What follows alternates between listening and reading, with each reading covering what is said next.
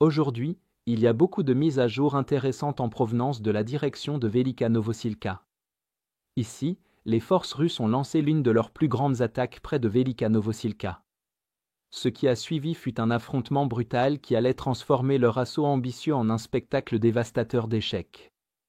L'objectif des forces russes est d'étendre la zone sous leur contrôle le long des positions surélevées au nord-ouest de Velika Novosilka afin de soutenir leur offensive plus large vers la frontière de l'oblast de Dnipro. Pour y parvenir, les Russes ont lancé des attaques synergiques depuis 4 axes d'assaut, à Rivnopil, Vilnopol et une attaque en tenaille à Novosilka. Ces assauts ont été lancés simultanément et avec une coordination efficace entre les unités russes afin d'exercer une forte pression sur la ligne de défense et d'en exposer les points les plus faibles. Si l'on regarde la carte topographique, on peut voir que le principal avantage des forces russes dans cette zone est qu'elles attaquent principalement le long des crêtes, à une altitude plus élevée que les positions ukrainiennes de première ligne. Cela protège les forces russes des tirs directs provenant des positions attaquées devant elles, car elles ne sont pas dans le champ de vision des Ukrainiens. Le principal inconvénient pour les forces russes dans cette zone est la rivière Vorona et le lac voisin, qui réduisent la mobilité et la vitesse de leurs unités d'assaut à moto en raison du terrain plus meuble autour de l'eau et diminuent les synergies et la coordination entre les différents groupes d'attaque. En plus de cela, les 3 villages avaient déjà été détruits par des combats intenses, rendant les infrastructures locales inadéquates pour dissimuler les troupes russes, ce qui prolonge leur exposition à découvert. Cependant, la hauteur tenue par les Ukrainiens devant Novopil constitue le point le plus élevé de la crête, ce qui expose les flancs russes à Novosilka aux tirs de missiles antichars, de mitrailleuses, d'artillerie et aux frappes de drones depuis les hauteurs contrôlées par les Ukrainiens.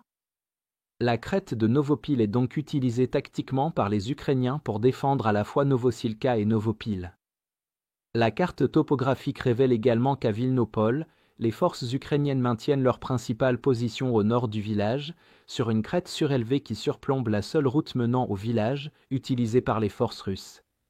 Cela leur permet d'observer les mouvements russes et d'exercer un contrôle de tir sur les positions russes, en complément des frappes de drones et d'artillerie.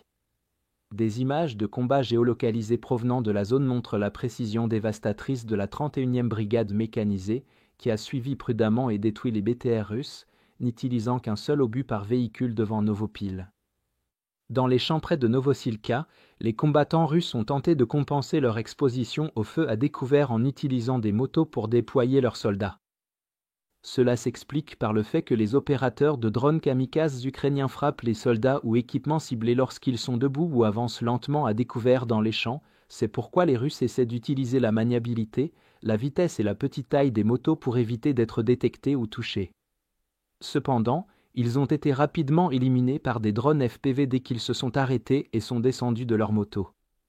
En observant attentivement les mouvements de leurs cibles et en les frappant lorsqu'elles sont les plus vulnérables et exposées, les Ukrainiens s'assurent d'éliminer les Russes d'un seul coup.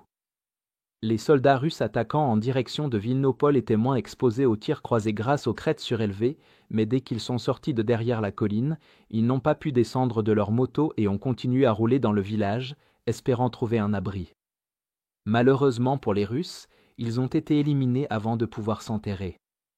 L'artillerie ukrainienne avait également été ajustée pour tirer sur les routes principales menant au village, de sorte qu'aussitôt que les opérateurs de drones signalaient l'arrivée de Russes à Novosilka, Novopil et Vilnopol, ils étaient prêts à ouvrir le feu.